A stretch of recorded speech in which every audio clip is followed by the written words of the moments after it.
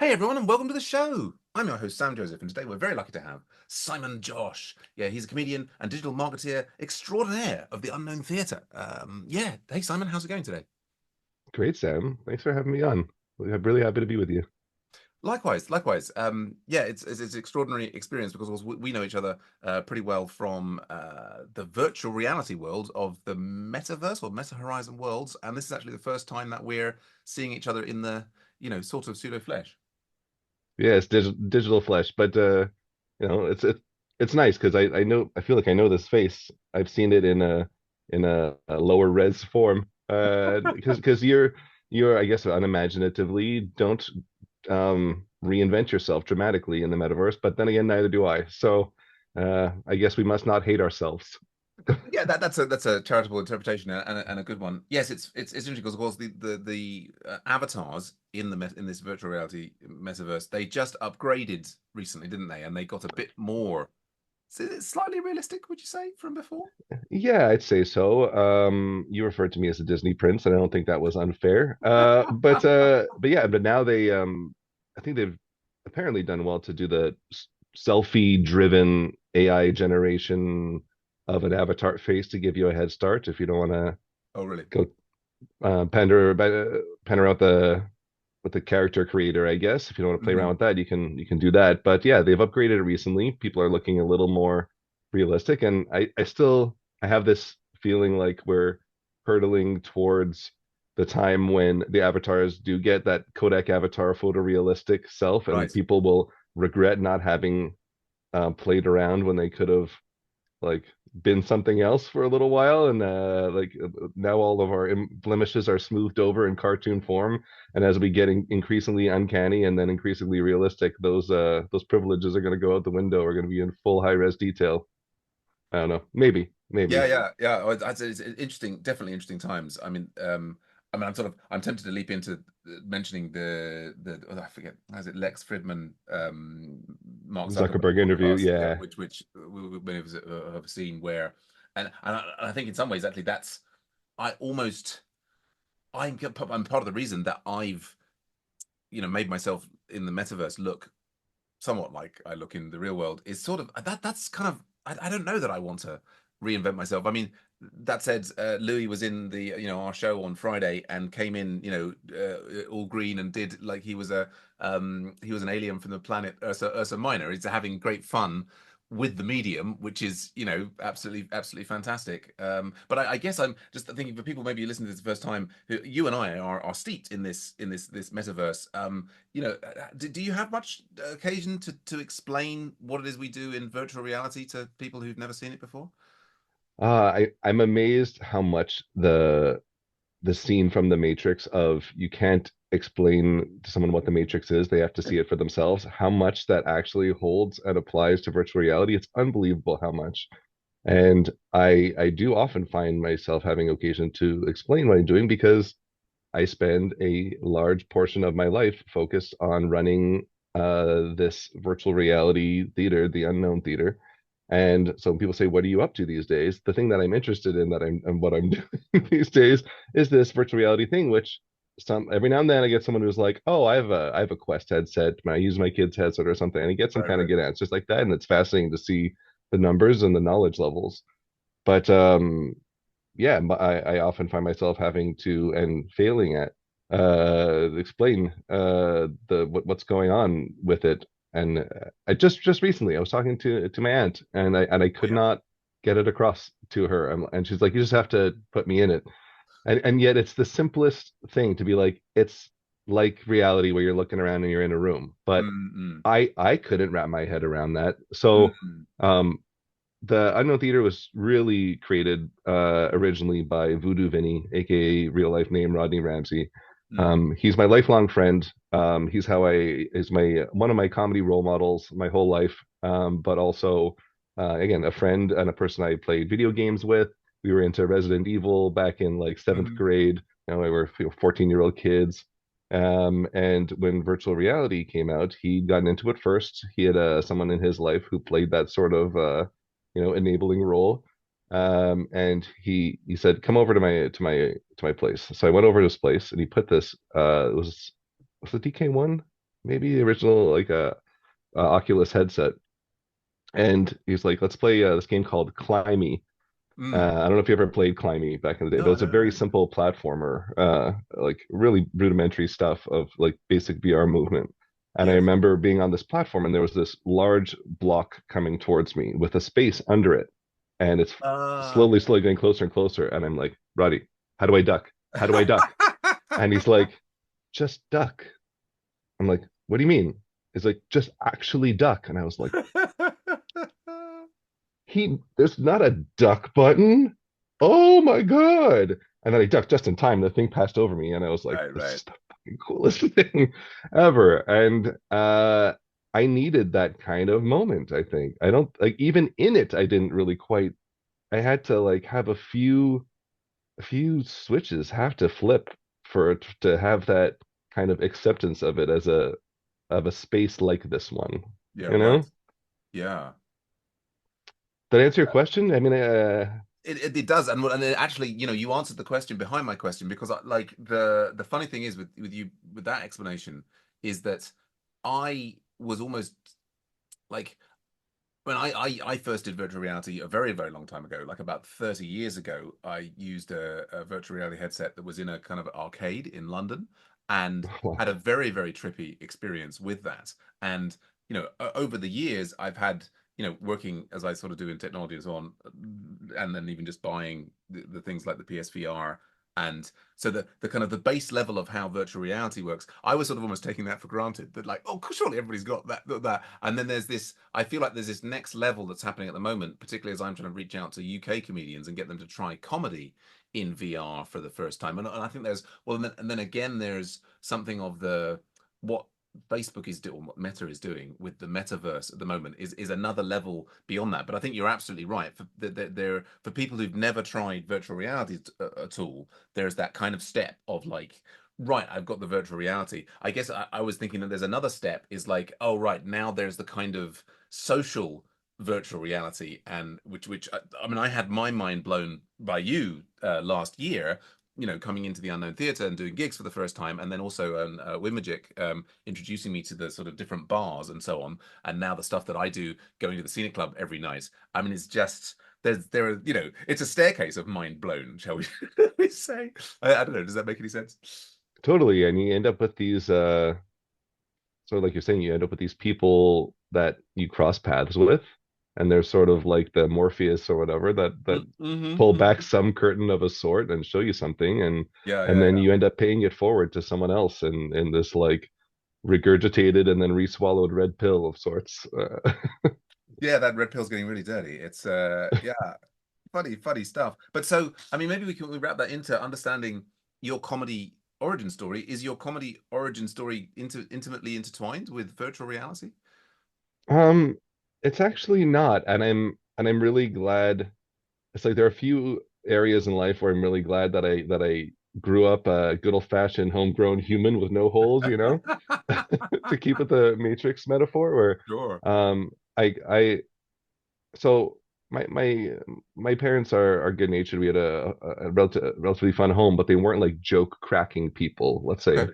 And it Sure. was when I got into school that you see your first like class clowns, and you're like, what is going on here? And I didn't really understand. And then I realized, this person is getting laughs out of the room and everybody's happy. And I Yeah, yeah. admired who the my fellow students that were the ones making the jokes. And I loved obviously in the social game that is childhood and Mhm. school, it's just seeing the positive effect on the community around them was appealing, but also it just seemed like just a that's the most awesome thing. Someone says something and then the whole room is laughing together. Like, what is more positive than that? Oh, totally. But I wasn't one of those people. So I kind of Mm, admired them from afar. I took some kind of leaps where, school project, I did like, we had to do like movie reviews and record them. They wanted us to mm, practice mm. recording and creating like a recorded piece of audio. And I Yes. did mine on Forrest Gump. And every time I said Forrest Gump, I said Forrest Gump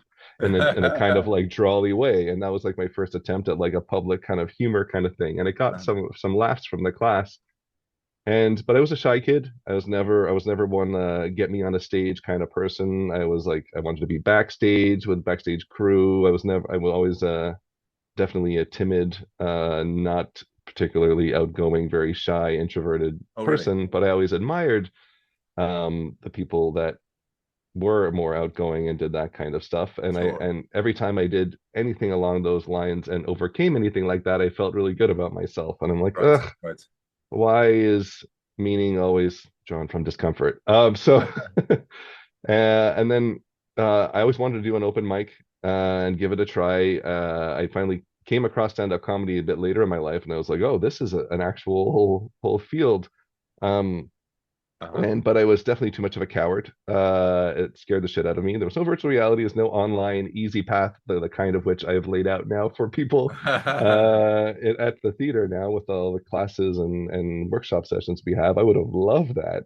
But Right. no, so what I did was I was an am a digital marketer. I was working at an agency at the time. Hmm. I had a team doing various different things, and I needed to hire a copywriter. I had met Brilliant. a stand-up comedian friend of mine some years before that, and I always admired him.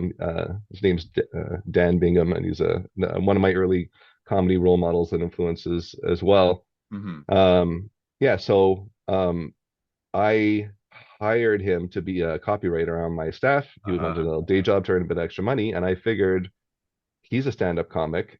Him being sat next to me every day will shame me into eventually doing it. A year later, after really genuine daily shame of being like, oh yeah, I still haven't gotten on stage, Mm. embarrassment.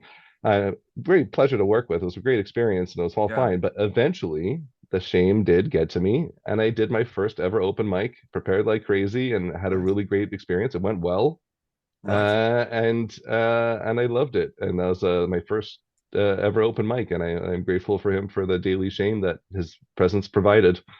And I still like I'm not a I've definitely transformed a lot, and now I definitely feel a lot more comfortable on a stage than Sure. I did before. But it's still not I'm not like again a natural get me on a stage that's where I belong kind of person that I feel I see in so many people that just Sure.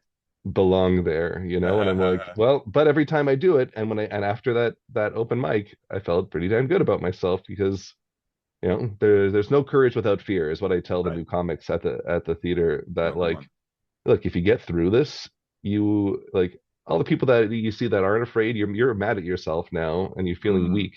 But you having overcome this fear will be more of a testament of strength than a person who never was afraid at all. They're kind of like it's like you're supposed to be afraid going into battle, but then you have valor in doing it, you know? Yeah, yeah, dude, you're spitting out like I'm seeing the t-shirts, no courage without fear. Like there's a whole, I mean Mm. that's very, I'm just, I'm getting inspired. I want to do my first open mic again. Just hearing you say that. Oh wow, wow, that sounds wonderful. Yeah, I mean, what a wonderful journey to have gone on. It's well, and it's interesting because last week we were speaking to Dan Cohen, who's a UK based comic, and we were reflecting how we had both done comedy courses that led up to our first, proper, as it were, comedy stage appearance. But it sounds like you didn't do a course. You just, like you said, you had you arranged for the presence of a of a daily reminder of the need to do stand up comedy, and then you just got up in just an open mic. Well, there were a few things helped.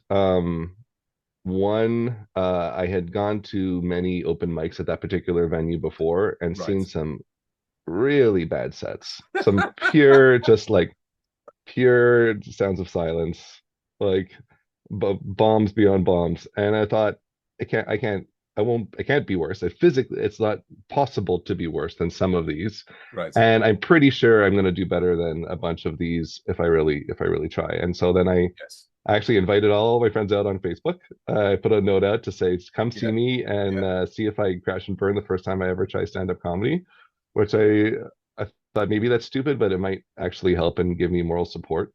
And it did. And fortunately, so um, that friend who I hired to sit next to me at Mm. work, he happened to have been hosting that night. I did my first Uh, open mic.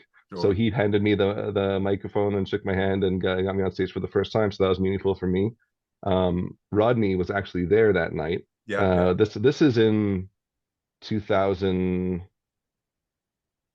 2007, 2008, maybe. Okay. So Yeah. some time ago. And my comedy's been on and off. Right. Right. I had some weeks when I for various reasons, but yeah, Rodney was there that night in moral support, and I remember I got off stage and he's like, "Good job, man." And he looks at me, he's like, "You high right now?" And I'm like, "Yeah." Why? Why do I feel like I just did some kind of drug and I know I did not? What's Yeah. going on? He's like, "It's adrenaline. That's cute." He was just like, because he known me for a long time, and he was happy for me, but he can tell that I was like definitely under the influence of the moment, which was pretty fun that he knew. And I'm like, "What are you seeing about in me that I am not right now? Creepy fuck." But anyway, yeah.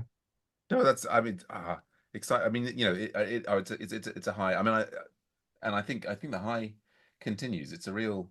I mean, I mean, I've given up alcohol and replaced it with getting high off performance. And I sometimes I think that's probably healthier, isn't it? I think it's healthier. I hope it's healthier. I don't know.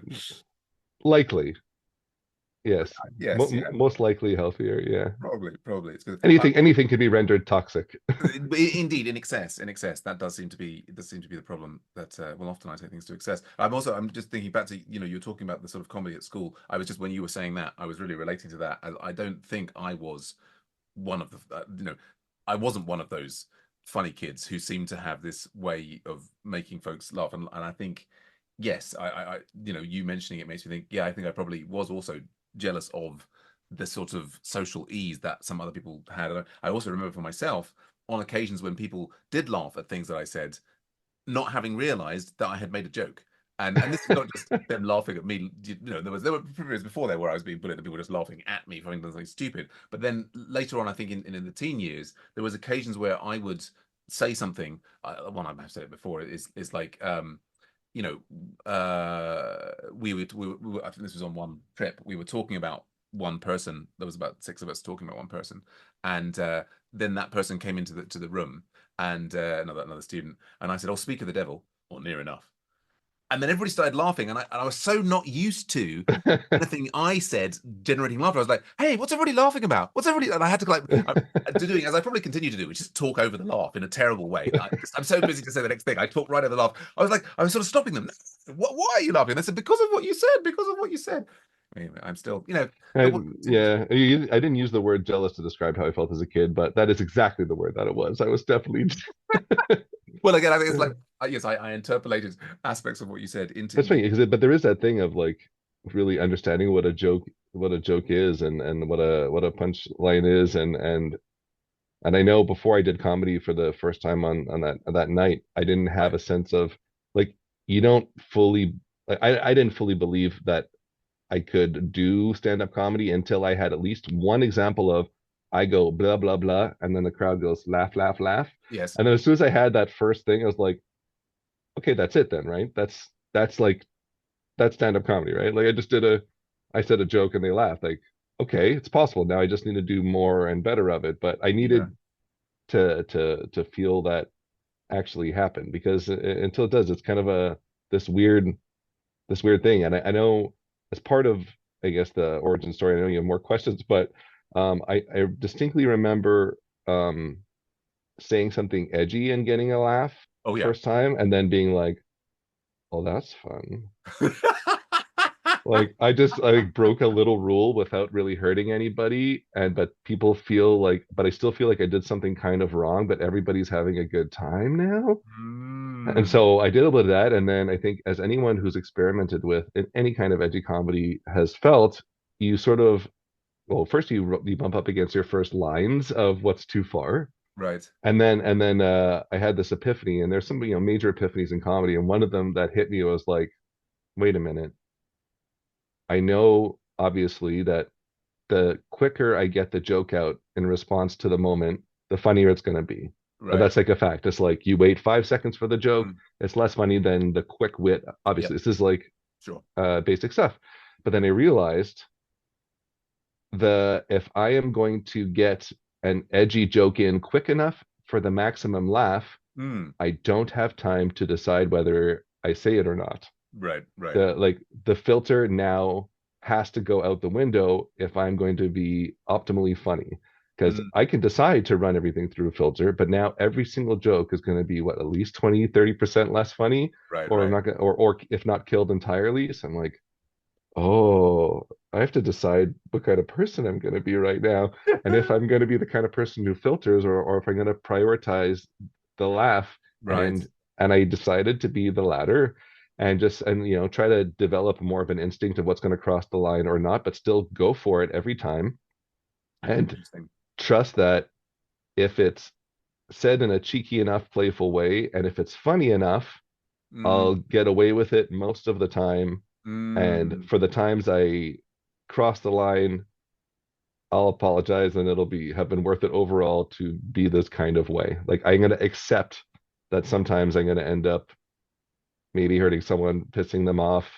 Not too bad. I haven't Mm. really had Mm. uh no memories jump to mind of like true long lasting damage I've done.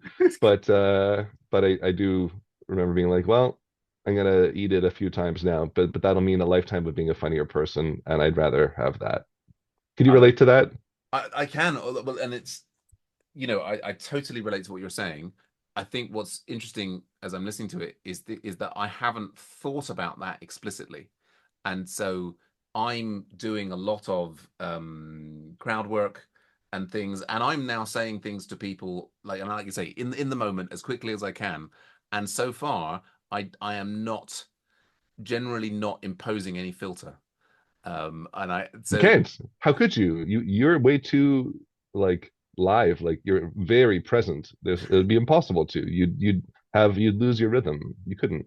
right, right, right. I mean, I think, but although I guess what you were saying that you have, like, as you've experienced those sort of things, you've decided that you're going to be more on the filter end than not the filter. Did I misinterpret you? No, I'm gonna be on the non-filter end. Oh, you Sorry. are. Yeah. Okay, right, Yeah. right, I'm gonna accept that I'm gonna piss some people off in right, order to have a lifetime of trying to be funnier and get the joke out quicker. right, right, Because right, I right. kept finding myself being like, should I say that?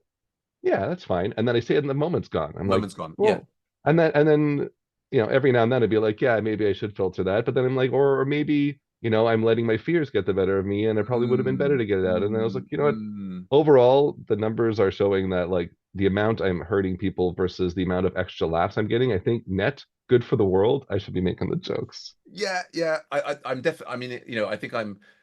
Well, what what makes what's interesting there is I was also thinking of what you were saying. This is another red pill, blue pill moment of, which I hadn't even realized that there was a pill on offer. I think I find myself sliding into it. Is it the dark side or not? Is it the light side? And I'm going that way. And there's some things I've said on stage recently that I was quite glad were not being recorded.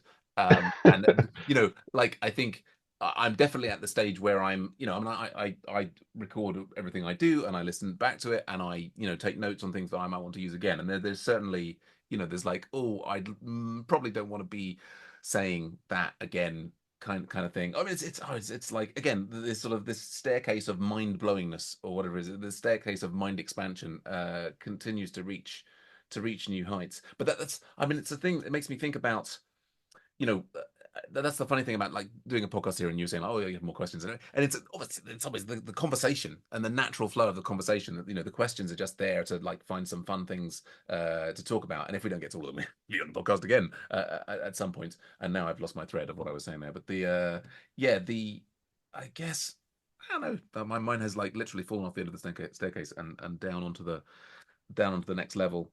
Uh, yeah. Oh well, I guess I'm thinking about we're in this weird era where it's actually extraordinarily easy to make a podcast, to record something, in a comedy show and get up on YouTube. And there's a question of like, should we actually even be recording them? Like some things, it was in the moment. Everybody laughed. It was kind of funny. That probably shouldn't be recorded and then like rebroadcast around the world and be like, be hanging over somebody's head for the rest of their I life. mean,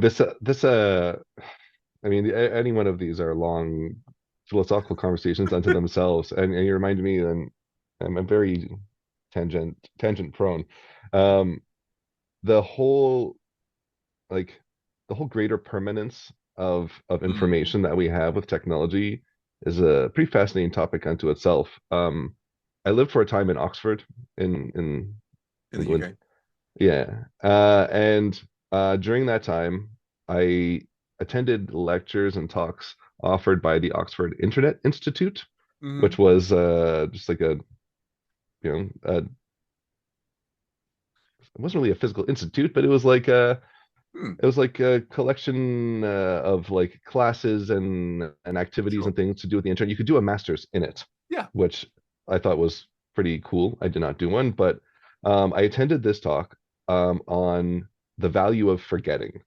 And it Yeah. was talking about how, as example, in conflict resolution, part of the human built-in ways we deal with conflict is we forget and don't give a shit about it anymore. And there's like a real truth to time healing all wounds because maybe you have a lifelong friendship with someone. You said Mm. some things you didn't really mean, and they said some things you didn't mean, but then a week later, you actually don't even remember it that well.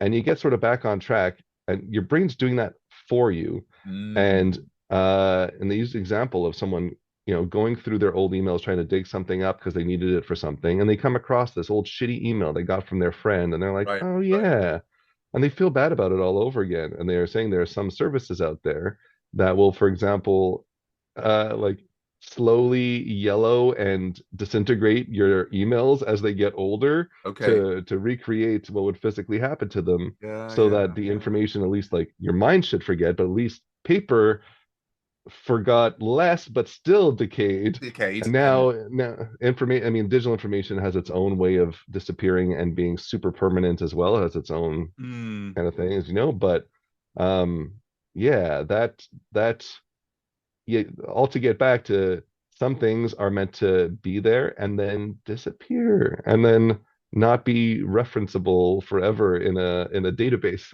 or Yeah. in a Absolutely. folder. Absolutely. Well, I mean, this is actually, we said tangent, tangent, tangent. It's segueing fantastically actually into the second part, which is like how is technology affecting, life and comedy. I mean, although like now to go on a different tangent, or maybe it's back to the same thing. Maybe it's all mirrors with inside stores and this, oh gosh. But I think you're absolutely right about that. The time healing the wounds, and like you were saying, oh, you don't really remember it the week later. I think I particularly struggle with that in that I have my memory of conflicts seems to be much more precise and detailed. I mean, it may well be the case My that condolences.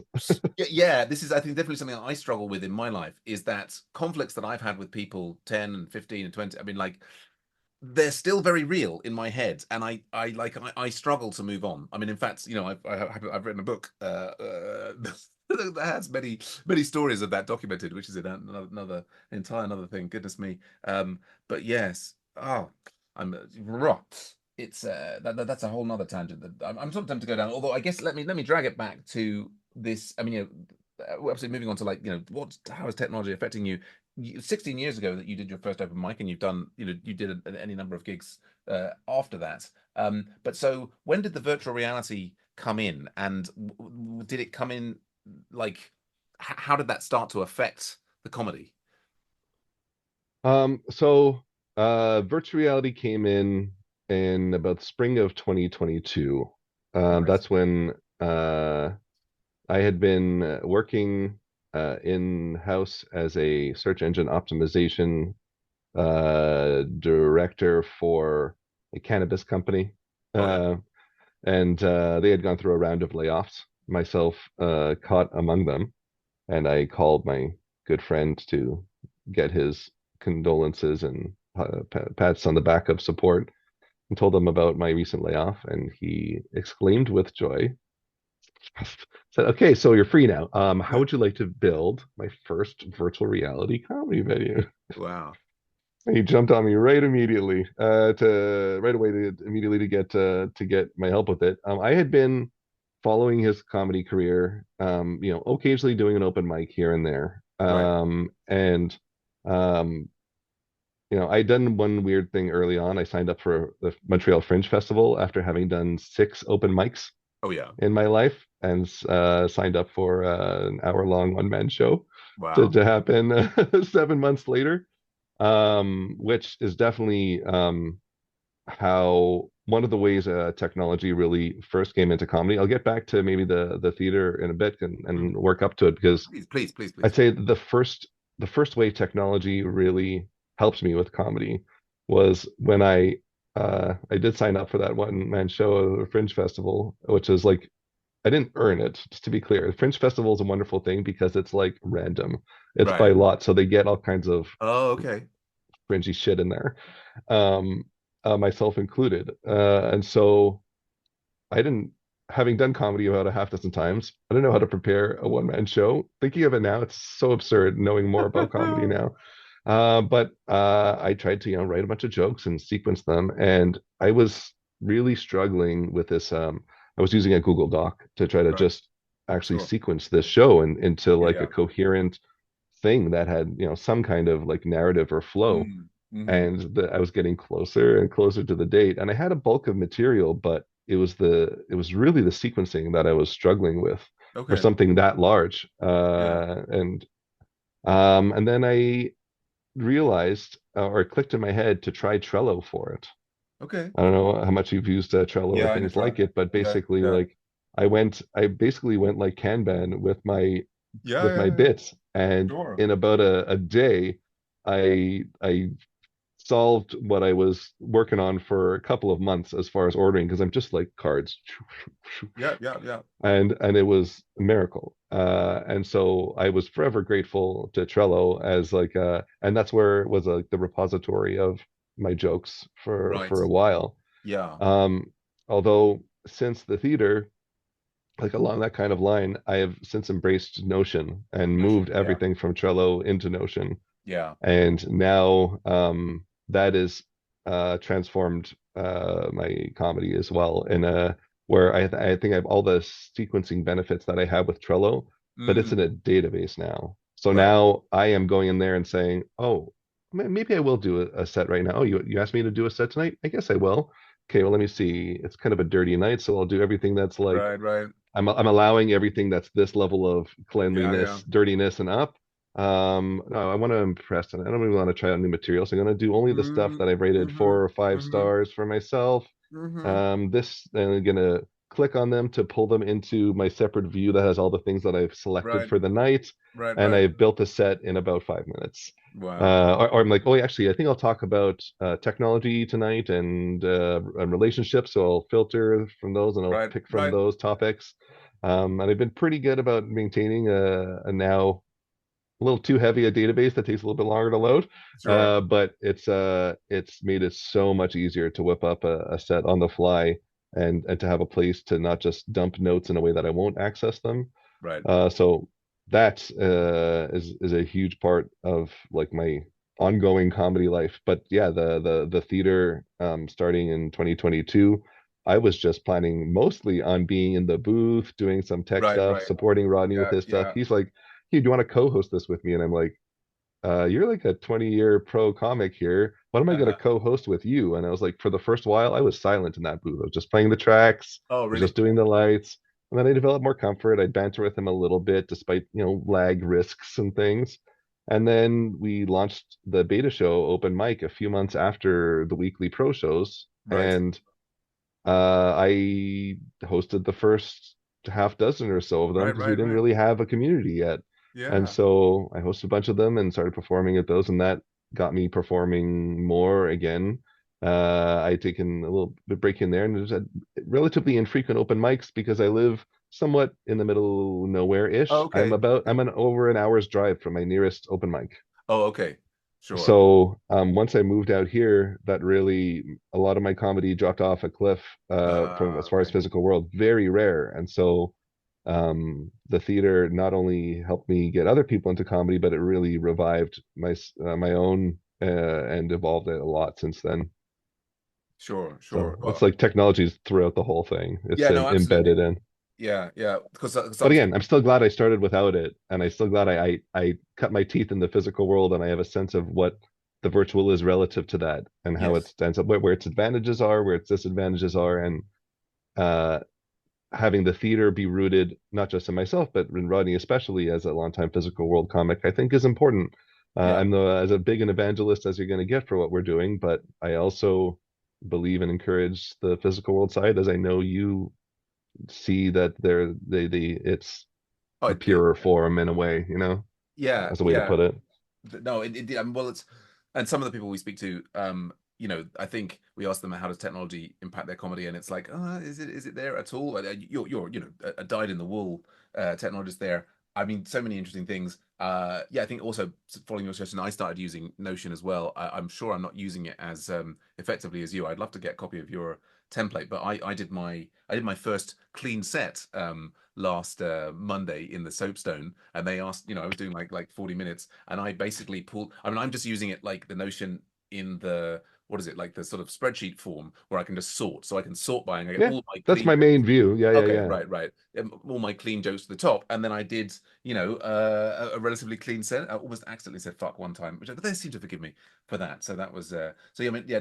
I mean, I also use Google Doc. I never used Trello. I mean, I use it at work before, but yes, I I think that used it at Trello at work before to right. myself. That was as I was working, and then it just clicked to me to pull this work tool that I'd been using for work tasks Yes. into this realm. But yeah, Yeah, yeah, yeah. I mean, the thing that I'm not really sort of yet doing, like that you're doing in the Notion, is kind of constructing this. I'm just sort of I tend to like reorder the view, and then I have the jokes there, and then I tend to like transcribe which ones out onto a separate Google Doc. But the idea of a Trello thing where I can sort of drag the cards around sounds kind of appealing, and that might something to yeah. explore. I've definitely come across a few people who've used Notion for comedy, and I think we all need to meet up and take the best of each other's things Right, and right, put them right. together. Like there, I've because I saw someone else's and his was very focused on what he's doing with his post show recordings Oh, and really? managing his shows and his gigs coming up. And I didn't have any of those kinds of Okay, layers in there.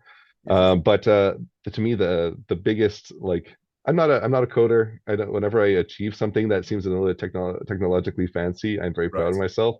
But I did use Notion's function of I'm trying to remember the term that it is, but basically you can have one database feed into another Yeah, and right. pull You into can another. link them and And so on. Yeah. so, yeah, so now I have this like column in my main database that's tonight's set. And then I check the boxes from those. Whenever I check there, I look at a different view and it's only showing the Uh, ones that I've checked. So Interesting. that way I have like this summary done. I can look on my phone with all the Oh, very cool. keywords for the tags and everything. Yeah. Oh, it's good I'll show stuff. it to you. I'll send it to Yeah, you. I'd love yeah. to have a Nice whole one. chat about it. Absolutely. Good stuff.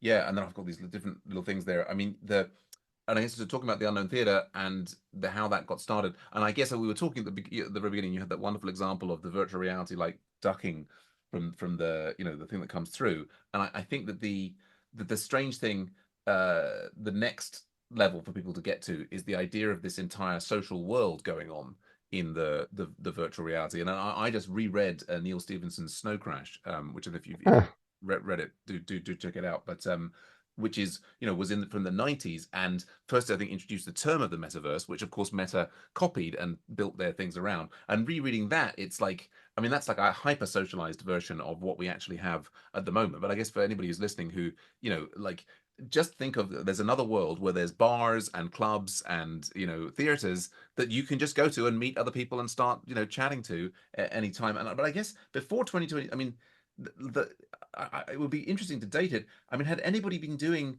virtual reality comedy before 2022? I guess certainly it was early days in there even being kind of like a social virtual reality in existence. Like before that, there couldn't have been much around, could there?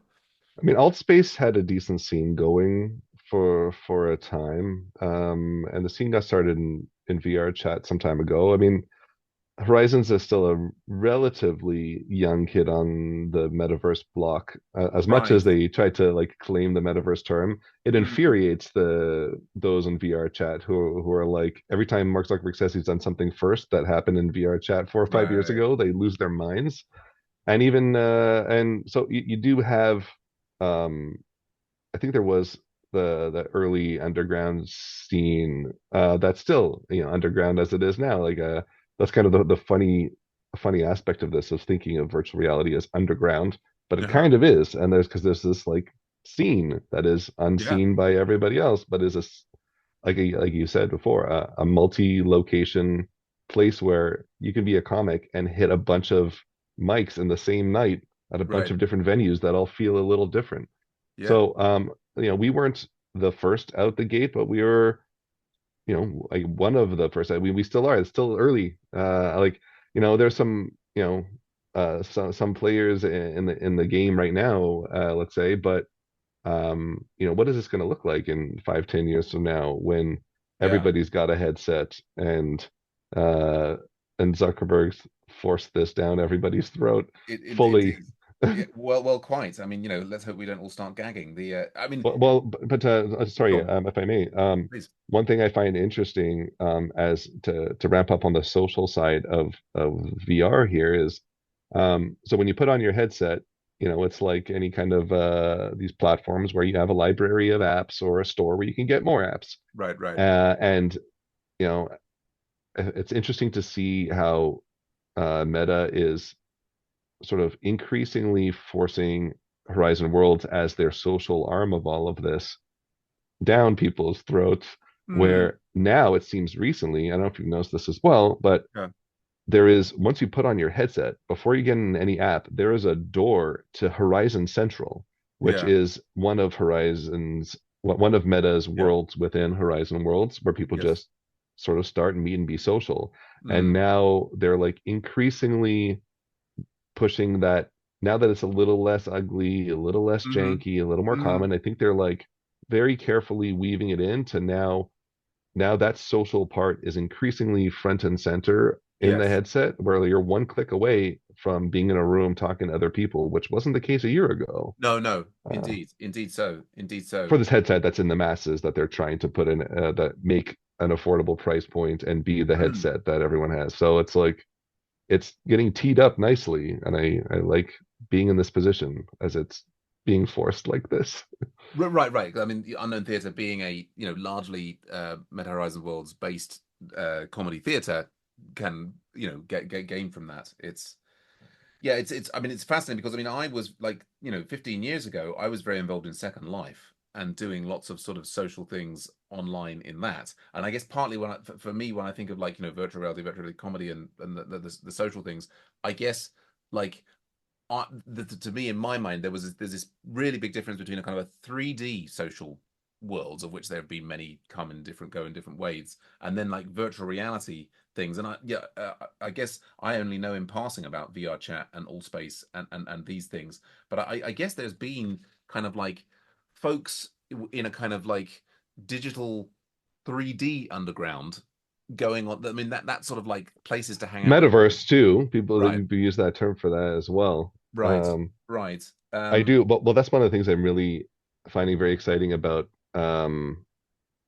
banter right now. So we're, like you said, we're Mm, largely have been based in Horizon Worlds, yes, but we opened up a location in Banter, which is another app where yes, you can set up worlds. And in addition to there being no capacity limits, which right. is unlike Horizon Worlds, as for in a given instance, Mm, um, it has the ability to access via PC on Steam. yeah, yes. And so that is more of that experience you're describing Mm, of just like a mm, first person kind of 3D game. yes, yes. And it's really been fascinating to see environments where those groups are mixed, because you can log into the same world as your Yeah, PC self, or you can log in VR. And so people are coming in with that paradigm, that mental yeah, paradigm. yeah. And then they look around and they see some other asshole moving his arms, and they're like, I want to move my arms. Well, What's well, going on? Why is he able to move his arms? And I'm just like, the kind of completely, motion that you, completely. and then so like it's seeing the sort of edges of those, or where they overlap, is kind of Yeah. interesting, as that's gonna uptake people into the greater immersion. Oh, absolutely. When we're seeing the same, because like, we had our opener on Friday was a UK based comic coming into virtual for the first time, and they were on their phone in Meta Horizon Worlds, and they were, like we were having exactly that. And 15 years ago, I think it was exactly that was missing from Second Life, where at the time everybody's like, no, we need spectacle and we need, and this wasn't even without a headset, but it was sort of like, no, you've got to download this app and you've got to like there's all these like obstacles to getting into the world. And I was like, no, we just go to a web page and like get us a little portal where you can just see. And I think, yeah, the ease of, for example, seeing banter from the PC, or the ease of seeing, Meta Horizon Worlds now from the phone, is going to suck a lot more people into it. Although, I mean, again, it's fascinating to me that there are people now, there are whole community people I meet only in VR, that I meet regularly in VR. There's like, sort of social epics of like, the kind of like, there's a sort of almost like hypersocial thing going on where people from all around the world are mixing in these things and having relationships and romantic relationships and falling out with each other, and it's almost, it's kind of almost like a social life on steroids for some people. I think I'm quite, like, not really I go into places and like, oh, we don't see that person around anymore, and they're like, no, that we don't talk about that person. Oh, I thought they were friends. No, no, we hate that. It's kind of, it's a bit, Uh, every, a like bit I know intense. we're early on in this stuff, but every time like I get this like early in the technology kind of amusement every time there's some social kind of, I don't know if the right word is even like meme even, or just any kind of classic way humans interact when it plays out in a virtual way. And like let's say someone bit, said something and it was misinterpreted, and so Right. their feelings are hurt, let's say. Yeah. Yes. And you see that happen between cartoons live in front of you, and Right. I'm like, oh, it's one of those moments, but it's Yes. Yes. happening virtually right now. And Yes. it's like this is real enough for these epiphenomenal Yes. social constructions. It's enough for them to form and in the same and play out the way they do in the physical world. And it's like I'm almost like drawn out of for a second, like it breaks the fourth wall of reacting as a person in that kind of moment to be like, oh, that's happening right now in this reality. That could happen. Anyway, back to actually Yeah. reacting. Yeah. No. No. Yes. Yes. It's an interesting fourth wall And moment. even the comedy itself, the fact that like comedy, stand-up comedy as an art form can happen, you sort Yes. of like it's almost like in the same way that I needed to actually get on stage and say a joke and hear someone laugh for me to be like, Right. oh, jokes are really a thing. Um, Often stand-up comics who've performed in the physical world a million times need to get on a virtual stage Yeah. and say it and hear a virtual crowd laugh to be like, oh, Yeah. it's like that. Like Yeah. we've Yeah. had people say, so how does this work? Yeah. And if they're like accomplished comics, we're like, yeah, no problem. So basically, you get on the stage, you tell the funny material, and then the crowd will laugh in response to it. And they're like, okay, like, Uh-huh. yep, you'll see them there. There'll be people, and they'll be looking at you, and then you'll be Yeah. saying the jokes to them. And they're like, all Yeah. right, Yeah. No. And I mean, I'm finally, I don't know, I'm hoping it's going to snowball from here. I finally seem to be getting kind of some traction with getting more UK comics in, and these are, people who are like at that open mic mid, lower levels like myself, but more and more of them are coming in and going, oh, okay, yeah, this works, and I'm gradually getting them to share it with other people, and yeah, I mean, it's fascinating seeing them get that. But I mean, I know more experienced comics, some of whom have got a background in technology. They're a bit like, they don't believe that it can work the same way. And I think, as we've mentioned before, I mean, I think it's still, for a number of reasons, it lags behind the best live experiences.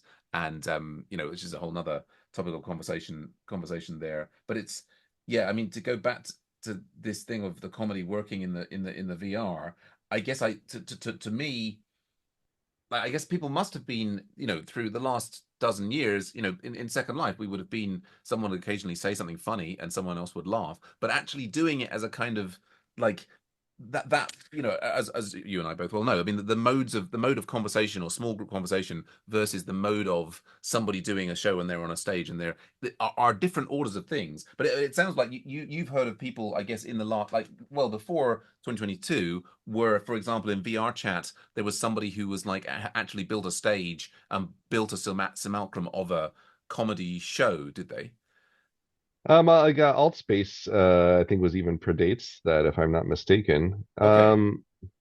You're making me plug my competitors here, Sam. So, My apologies. it's okay. It's okay. I don't mind. I'm on good terms though. So, Kyle Render from Failed to Render. He was one of maybe the Right. first out the gate, and yeah, he's a good dude. I'm on good terms with him, and we have a good mutual respect because he and I both, or his organization, let's say, and ours, we both, I think, truly see the potential of comedy as a stand-up comedy as a respectable art form in virtual reality that Right. could Right. hold better than something like theater or music can with some of the Yeah. tech. technology obstacles that are there. And Agreed. like us, he's bringing in a network of physical world comics into virtual reality. He's in the States, we're in Canada. Yeah. But yeah, he did that early on.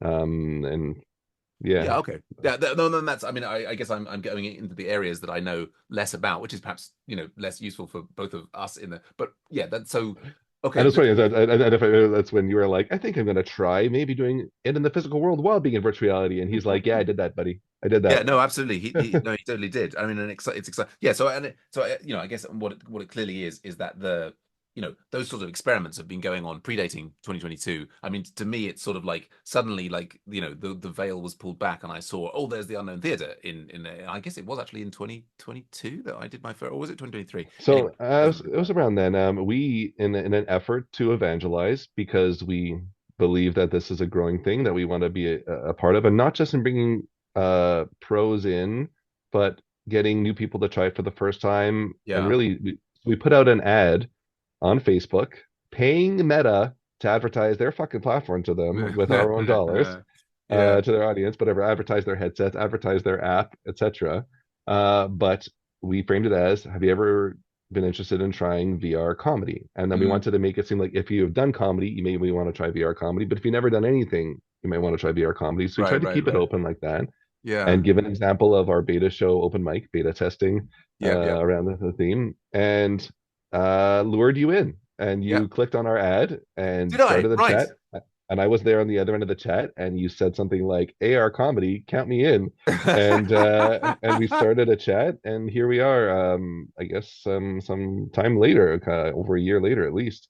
But yeah, and we ended up with a bunch of comics that stuck around and Right. tried it for the first time. And Yeah, yeah. we've the number of headsets we've sold and got no credit for from Meta is shocking. Like, Right. Right. I mean, how does one get credit for that? But yeah, taking customer service chats every day from people like yourself, selling. Oftentimes they, again, to our earlier conversation, have no idea what they just saw. Right. We Right. say they see the ad, want to try VR comedy, and then we show it, and then they click on it, and we say, "So, do you have a headset?" And they're like, "What do you mean headset?" And we're like, "You have no idea what you just saw No, in the right. Right. ad, do Right. you?" But you did, you No, did. well, that's fascinating. That's fascinating on several levels. One, because that's an example of Facebook advertising working. Which, when we've tried to use Facebook advertising for, gigs like real world gigs that we're trying to promote, I have no evidence that of it working ever. So that's that. But that's well. Thank you so much for advertising it because it's well. And for me, it's been. I mean, we talked about the getting addicted to stand up comedy, and I think well, it's interesting that I find it interesting for people like yourself who do it and enjoy it, and then it becomes a kind of on and off again thing. I mean, for me, I'm still relatively in. Like my first proper open mic was like 3 years ago, but then I've done like it's probably coming up for like 250 real world gigs since then, and now coming up for like probably 250 virtual like the virtual reality ones. And I'm just in this kind of like intense. I kind of like must do it, must do it, must do it. Whereas I guess of course, we'll see me in 3 years or 4 years or 5 years. Maybe I will have, If it wasn't for my choice to move to the boonies, it would have been much more of a part of my life. It's just right. largely circumstance driven. And don't get me Sure, wrong, sure. I didn't miss it, and I did catch that unique kind of bug that it does offer. But life is very, very, very busy, and the commute really Sure. does suck. And overall, I just let it slide. And there is a certain momentum aspect to it that I know people have when it comes to writing and performing. Yeah. And it seems like you've just done well to remain well solid on the momentum train, which is how you get better, and how Well, you get somewhere and with all this. You have to. You're doing it correctly, Sam.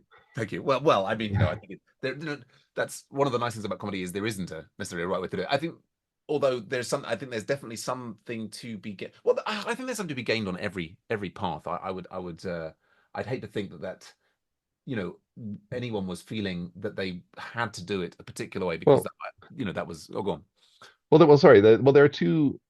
It's funny. I feel like there are two broad ways of doing comedy that you're even bringing up. One is ways to get better as a comic, and one is ways to have a comedy career. Oh, okay. And sometimes they go hand in hand. And I feel like, as far as like ways to be a better comic, I don't know if you can really get away from performing a lot. Yeah, But as yeah, far as comedy careers go, one of the most fascinating things I've experienced about working with Rodney is how much he is out of the paradigm of how one becomes a successful stand-up comic.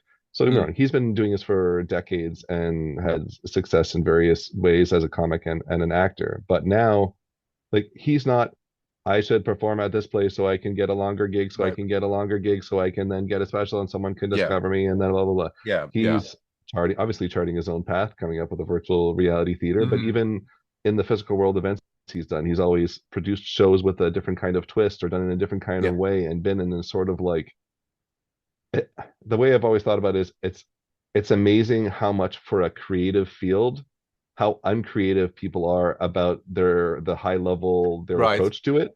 The okay, nitty gritty they'll be like, oh yeah, I want to be an original comic, but as far as their path, completely unoriginal. And just what am I supposed to be doing next? And I feel like being sort of on the outside of it and having it be a sort of a secondary focus of mine, I'm trying to find all kind of ways to hack the system. And sure, so like the Fringe Festival is a great example of like I'm gonna just do it my own kind of way. VR sure, has been my own kind of way. You know, Rodney hired me for a college gig. I have no business deserving a college gig, but right, because of like experience with him, I got it. And I've at this point I've been for the amount of times I've done comedy, the fact I've been paid a few times, and it's absurd mm. that I have. Normally, you have to be doing it for a really long time and gig a Right, lot right, more and suck up a lot more. But because of like my weird ass path, I'm getting some different kinds of opportunities, and right, I'm in too much of a unique place to give a shit about these games that I'm not even playing, and sure, that's immensely freeing. And I feel like you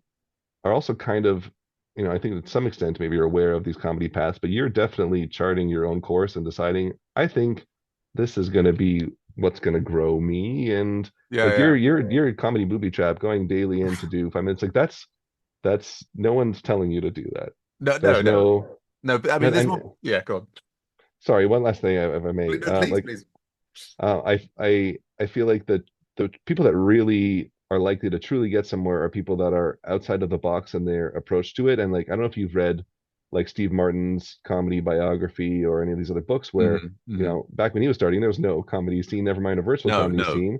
And so he was in the street telling jokes to, you know, doing like man in the street kind of humor and just deciding, well, I'm just going to go here and do it. No one's going to give me Right, permission. I'm right, not right, going to right. ask for it. And as I think about this for myself in my own area, where I'm like, oh, I don't have an open mic in my area, so I'm focusing on virtual. And I was like, is there something stopping me from going to the pub nearby and saying, hey, on a Wednesday night you have nobody here, you have a second floor. Can I just Right. have 5-10 minutes Yeah, once a yeah. week?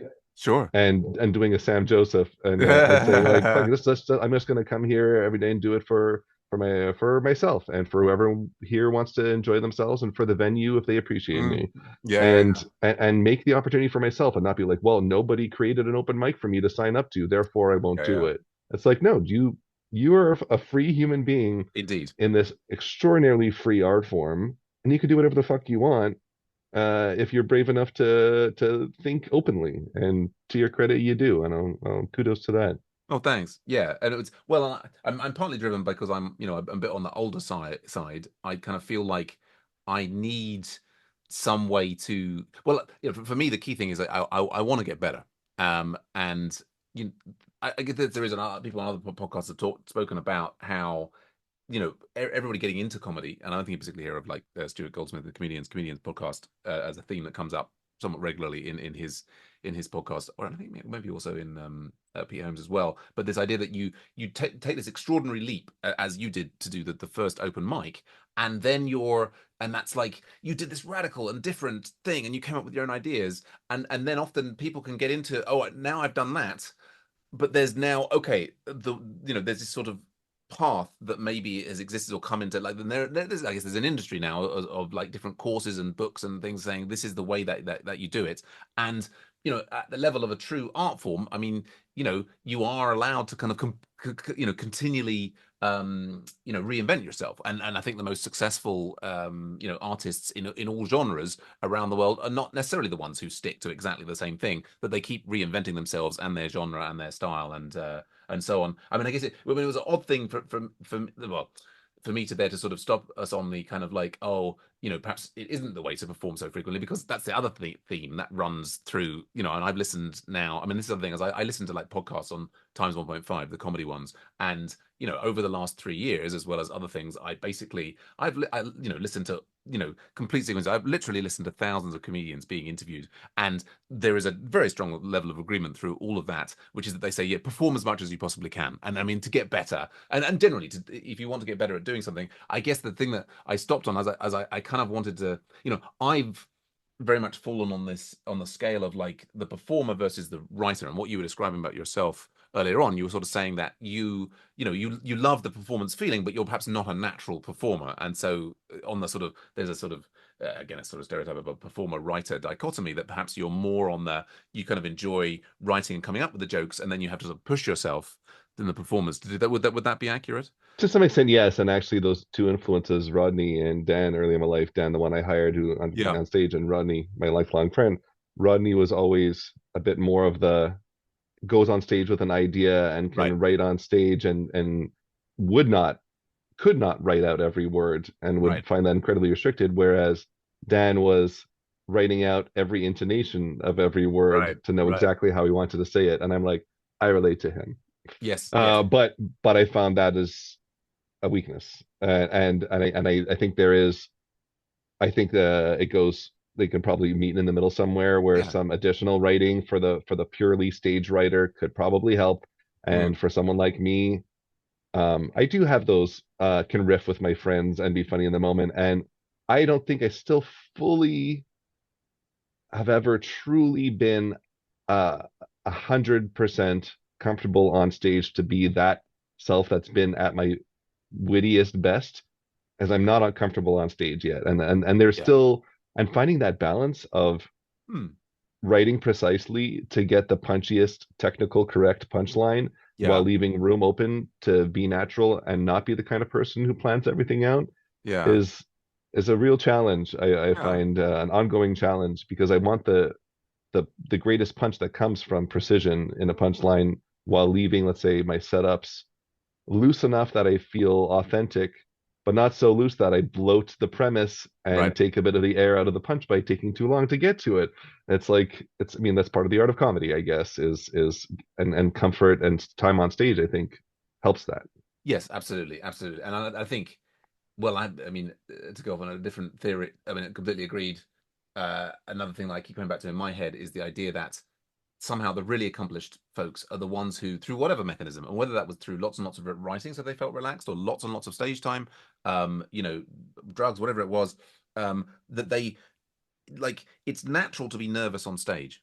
And anybody who can be completely relaxed on stage is therefore kind of desperately watchable, in the same way that someone being uncomfortable on stage is uncomfortable to watch. Someone being completely relaxed in a stage environment is, then you're relaxed watching them, and then almost anything that they do is, interesting, and so on. I mean, I mean, but to come back to the earlier thing that I think I was, and I may be able to reconnect to my earlier brain lightning bolts, was the I think if it hadn't been for the VR, then I might have been following more of the path that you've Hmm. described, which is, I also, for me, there, certainly when I started, I would need to travel an hour to get to. I mean, I'm on the edge of London, and there's lots and lots. There's a huge number of things going on, but it's all kind of an hour away. And in the first 2 years, I mean, I said, right, but I'm going to try and, limit for my family and kids or whatever, 2 times a week. And so I was like hitting this like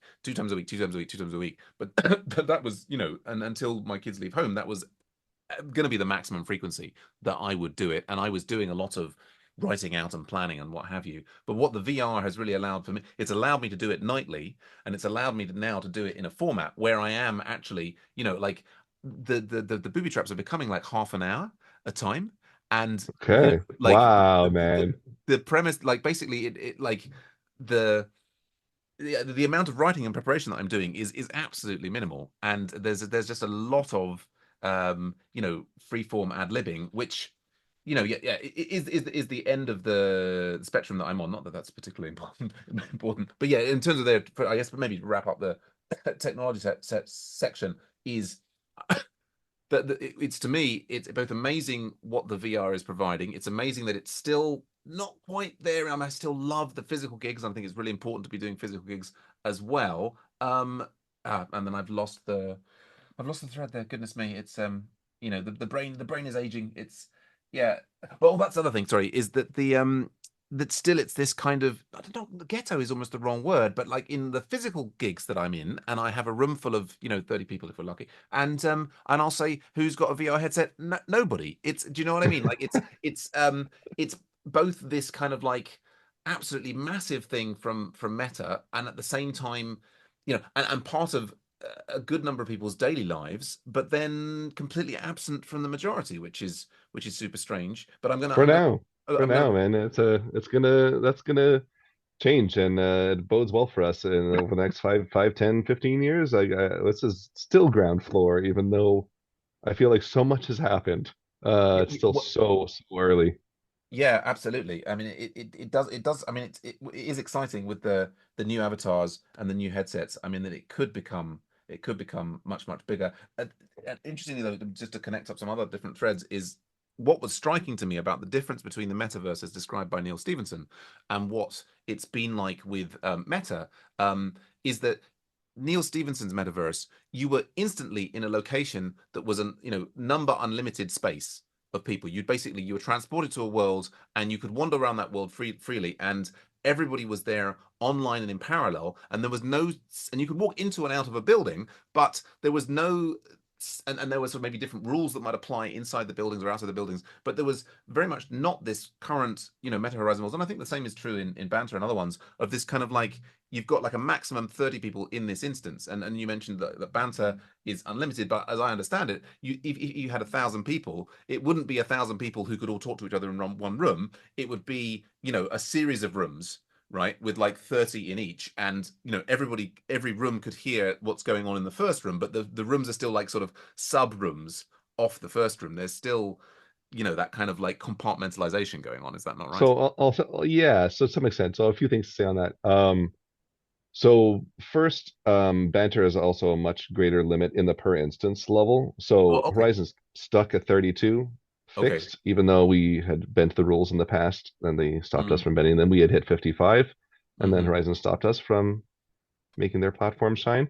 mm-hmm, But then in banter, like we have the capacity set at about 60 right now. But to your point, oh, yes, at okay. that point it does shard out, and then you can megaphone individuals so that they can Right. be seen by everyone. But a couple of things. One, so Shane, who is the CEO of Banter and CEO of SideQuest as Okay. well, he Mm, does a weekly AMA in right. Banter. It's cool. He's very accessible to the people in that way. Yeah. And they, despite Banter having, let's say, been out for a while, and we've run events on there and things, we just had Les Stroud, Survivor Man, on Friday night. I interviewed him. It was great. He as much as we can do that. I'm having a Sam Joseph moment. One second. I get it. I get it. Oh, Bradley. Uh, Keep going. It's good. no, so we have the capacity limit there, but he was saying in one of these recent AMAs, that's back to me. I have a Sam Joseph recovery. Um, that so the app is out right now, but it's actually not even fully launched. This is like an Oh, alpha okay. or a beta kind of state. And they've been working really hard to improve the interface, to improve they remade the avatar setup, they remade the physics engine. They just Mm. pretty much rebuilt the whole app from the ground up, and it's relaunching in I think a few weeks. Oh, okay. Uh, so we did decide to have a premiere event before the launch. Smart move. But anyway, in theory, so he was saying that they were doing some testing of, I think they were saying hundreds of people Right. in one instance, Wow. and the tests were very encouraging. Great. So I'm like, that sounds cool. But also, I'm going to give a shout out to RP1. I don't know if you're familiar with this. So you think No. of Ready Player One Oh, as yeah. I know. except there's this.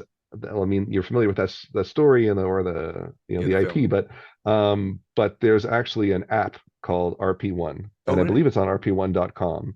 Okay. And their premise is that this whole island of VR is stupid.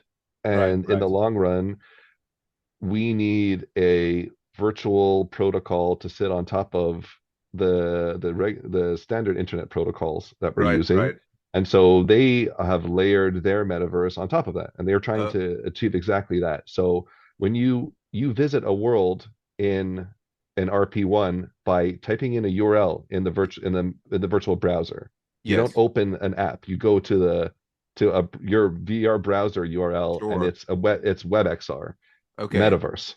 Right. And they have been purportedly doing demo tests with like bots to test capacity Right. that have reached thousands and thousands of people. Wow. And they make it, and the way their approach was start with the shittiest graphics of all and get Yes. solve this problem first. Yes, And then you yes. can make it pretty later rather than Yeah. saying, well, the avatars are complex and so we can only fit Sure, 32 people, sure. make it look like shit, get everyone in the same room in the way you're talking about, and be true to the promise of a shared world, and then you can pretty it Yeah. up. So some people are like, did they really crack this technology to have all these people in it? They just released a new demo that they do like AMA sessions, and they're trying to Yep. push it as well. I know there's a lot of skepticism out there, but they're really trying to push and claim to have had some good networking technology they've unlocked that changes Right. things. Wow. But to your point, this whole separation between these spaces, not only the sharding within a Yeah. metaverse, but the fact that you have separate metaverses that are not Yep. even connected to each other, I feel like has to die at some point. Yeah. We are Yeah. trying to have to force a sort of bridging by, for example, in our world in Banter. Mm. So the Unknown Theater in Horizon Worlds is a ship at sea, as Yes, you have seen. indeed. Our Unknown Theater in Banter is a cave underground on an island, Yes, right. and you spawn in on a pier off the coast of this island, and behind you is the ship from the Yes. Unknown Theater Horizon. Okay. And there's a thing that says, "Oh, would you like to visit the ship? Click here, and you can install the Horizon Worlds app." And Okay. it's actually connected. So Banter's a little bit more connected to the web. It's Right. not a web-based metaverse, No, no, no. but it's a lot more integrated than, let's say, Horizon Worlds is, and a lot more Sure. open in that kind of way, to the point where you can, again, click to get to the next app, at least from the app. Yes, So yes. it's not quite same app, but it's like we're trying to make a connected, at least the appearance of a connected universe. And when we Yes. launch in VR chat, it's going to be connected in a three-way Yeah. kind of way. But for now, it is a bit cumbersome, and I think it's as part of the kind of rough challenges of having it really take off, because does someone really want to make a world in a particular app and invest in it when there are a bunch of other apps out there that don't even connect to it? I think it's a Sure. limitation on it's part of what put the brakes on the metaverse hype, I think, is like they don't even know where to put things because there isn't a specific place to even put Yeah. in your digital twins, Yeah, you yeah. know? It's I mean it's a fascinating evolving, I mean it is going to be very exciting to see how it goes. There was something that you said in there before, which I thought was really interesting when you were describing almost what the meta VR experience is like, and I think you were sort of thinking to people, it's like, oh, it's like an app like you've got on your phone, like your phone, and there are different apps and you can choose which one. And you were talking also about how it's moving towards, making it the kind of pushing Meta Horizon worlds down one's throat. The big difference that I noticed in the last year is, I mean, and for me, for whatever one reason or another, I'm absolutely obsessed in just getting in, and I don't really want to go off and explore the other worlds. I mean, there's exciting stuff going on. I don't really have mental space for anything other than just doing the comedy, right? And so for me, what was striking a year or so ago when I was, or this is 9 months ago, starting the comedy booby trap, was the amount of time that it took me. I had to go to this loading world, and then I had to go to another loading world, and actually, and then I had to go into an instance, and I had to go to a different instance.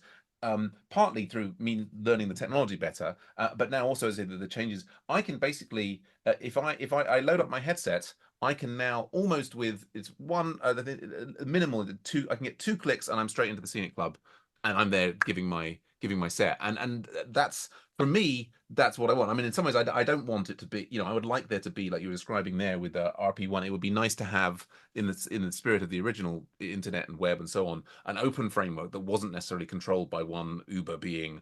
That, but that's the. I mean, the it's great to hear about the linkage that you were talking about there. What I'm excited about, is the possibility in the future that we have something that's, really like Neil Stephenson's vision, which is that, we will have, the Scenic Club will be, for example, a bar on the street that the Unknown Theatre is in, right? And so that we can do our Unknown Theatre show, and then we'll basically just be able to go around the corner and have the after party in the Scenic Club, and there will be no button pressing, or it will be simply the navigation, the ducking from the block in the way that everybody's used to in the physical real world. Yeah, I had a fascinating conversation with my father a year ago. You're reminding me of where I was talking to him about the virtual stuff. He's had very limited experience in it. It's very much relates, and he's like, Simon, if I go to a show in the physical world, I get dressed, I get to my car, I drive to the venue, I park my car, and then I walk inside.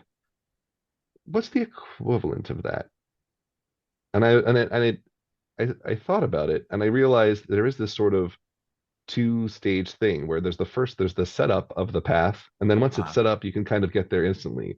But for that first while, and you feel this pain now more than as much as we do, onboarding comics is a thing unto itself, yes. and getting them familiar with it. And I realized that first get the app or get the headset, get the app, find the world, get to the world. That's the commute.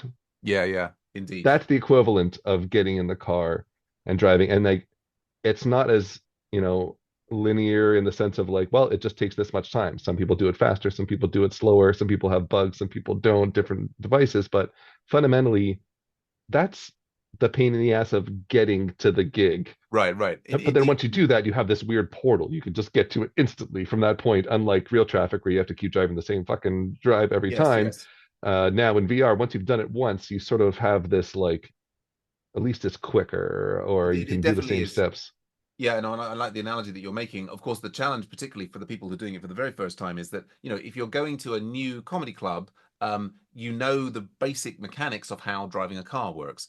You don't, it's not that you have to like then take a jetpack on the next one. And so actually for a lot of people, it's like a completely different mechanic. But yeah, you're absolutely right. Once people have got the mechanic down, but I think that's the ironic thing, I think, of this digital setup is that in principle like that there are still these elements of the commute which could be removed, and I guess I find myself, I'm actually sort of split like between, partly, yeah, I would love the open protocol thing that makes it, instantly accessible and not controlled by some Uber overlord, but whereas the greedy comic and wanting people on stage time, I'm kind of almost like uh cheering on the idea that that Meta will have it so that you put the headset on and it will, or even just like particularly what they've done on the phone, that it's as simple as agreeing and saying, yes, I want to swallow the red pill, right? That you are there instantaneously and you're on a street and you can see here are these like 10 activities that you might do. This is, I'm just greedy for comedy Well, but audiences. but This but is, it's fascinating topics, and I don't know if you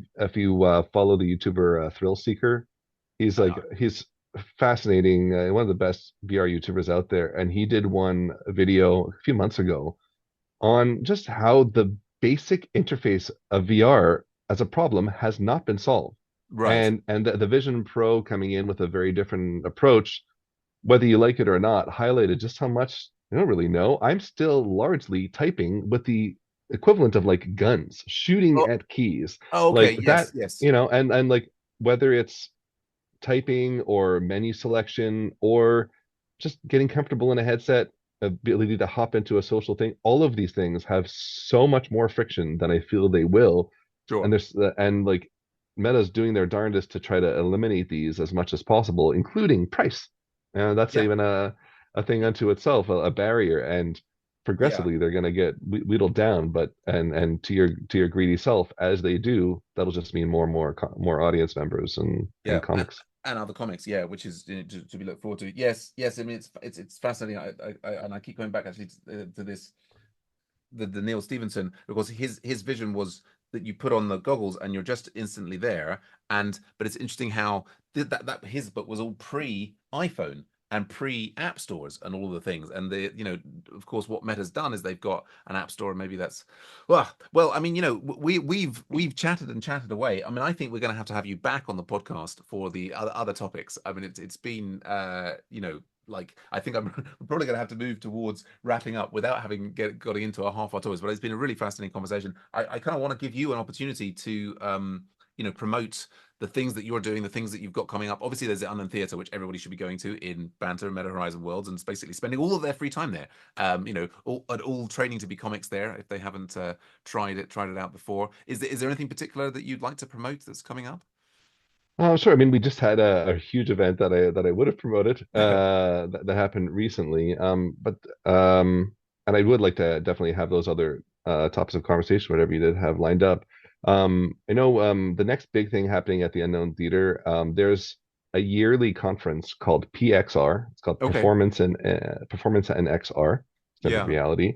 It's run by this group called the Single Thread Theater, another Canadian group. And we performed there last year. And basically it's like a month-long conference where they bring in different people to create virtual reality experiences and show Right. off different Right. things to do with performance in XR. So we have a show coming up in November there. Unfortunately, the details aren't fully up yet, but if you search the PXR conference, Okay. you'll Yeah. you'll Yeah. see the conference actually is launching very soon. Like I said, it's month long. It's mid-October to Hmm. mid-November, and we'll be putting on a really, really cool performance that's so as I mentioned, banter is like you get on the pier, there's an island, then you go to a Yes. cave Yes. underground. Yes. Um, one of the things we like to do at this conference is highlight multiple art forms. So when you start on Sure. the island, you're going to have an improv experience Uh-huh. with people in, let's say, appropriate avatar costume to Right. create a more of an interactive experience that's sort of like an interactive narrative where you have people in character, but you're Ah. also going to be involved in the scene and kind of forced to sort of do improv Uh-huh. to get to the next part of the experience, which is a stand-up comedy show Ah. that happens in the cave below. Right. So there'll be this hybrid story improv comedy experience that you can come check out in November. But otherwise, the Unknown Theater is just rolling and rolling. All the events are on the calendar at unknowntheater.world/calendar. The Discord is on a slash Discord there, and there's classes, open mics, and pro shows on a regular basis, mostly stand-up comedy, but other stuff like improv and other Yeah. things. About 10 open mics a month, including a delightful European open mic every Friday I at hear good things about it. 5:30 Eastern, 10:30 UK time, hosted by a wonderful man named Sam Joseph. And you can and we just anybody who likes to go see stand-up comedy, anybody who's ever wanted to try but never really felt like it was Mm. the right time, and they were looking for the easiest possible way into it. In addition to workshops, we have helped a lot of comics do comedy for the very first time, Absolutely. and definitely on Monday at 7:30 Eastern, 12:30, I guess midnight, and half 12, I Yeah. guess you might say. Hmm. Uh, we have weekly classes, and anyone who wanted to have encouragement and a low pressure setting and the ability to take a headset off and run into the closet and cry and try stand-up comedy is most welcome to check us out. And really, the theater is largely become my life now, Amazing.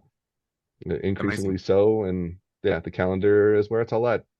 Yeah, no, that's great, and we'll put links in the show notes for all of those things. And it's yeah, I mean, I think I'm really glad that I found the Unknown Theatre, and it's a fantastic thing that will help continue to go from strength to strength. But I noticed in that you're yeah, and it's fantastic that you're promoting the theatre. It are you if that's the baby. Is there also yourself? Are you like you talk about how you did in the Montreal, was it the Montreal Fringe, an hour long show? Are you what about are you seeing yourself doing some Simon Josh shows where it's not all about the Unknown Theatre, but it's all about Simon Josh maybe at some point in the not too distant future? It's an interesting question. So, my life had largely been search engine optimization consulting, and that's still my what I'm supposed to be doing with the majority of my time. Your bread and And butter. Yeah. yes, and I've been doing that for 20 or so years now, and it's really my stock and trade. But and then I have this now theater thing where it's like I'm managing multiple discords, I'm managing the venue, Mm. I'm producing shows and all the stuff. And then there's the creator and artist in me. I play a lot of music, and I'm on my own stand-up comedy journey. And sometimes when everything else gets really busy, Mm. unfortunately, the artist in me has to be pushed aside until I Mm, forced mm, free time. And things like Notion have made it possible for me to keep things going in an efficient way, at least. But yeah. I definitely have a mind to do another one man show at some point, or a few. I have some topics that appeal to me that I'm building towards Mm, longer mm. things. I feel like I haven't fully found my voice as a comic and Sure. would really like to. And that's Uh-huh. a fascinating topic of conversation that I'm sure you've come across a thousand Absolutely. times on these podcasts that I would love to explore with you. So um, I feel like I'm on a personal journey there, but I feel like I don't have things to promote quite yet on Yeah, no, that fair enough. angle. Fair enough. And but I'd love to talk about that, Yeah. comic side more too, because the producer me, Yes. definitely with that spare time I have after the consulting takes most of the oxygen, Yeah, and yeah. I'd love to, but I'm still like I did that event with Survivor Man on Friday night. And he's got about 900,000 YouTube subscribers. He is well known in his space, and I've never interviewed someone before, Right. never mind a celebrity interview. And Uh-huh. I really enjoyed it, and it was fun. I'm like, that's weird. I have my interviewing career is like interviewing someone that's been Uh-huh. interviewed by like Jimmy Fallon and Joe Rogan, and now me. Yoo-hoo! And I'm like, I would like to do this more. And I feel Sure. like he didn't realize that it was my first time. So people in the audience were like, oh, this is going great. I'm like, they're fooled. I'm like, maybe I would like to do this more, because I mean, it's fun to have conversations with people about interesting topics. And I Absolutely. thank you for inviting me onto your podcast to have one with you and on yours.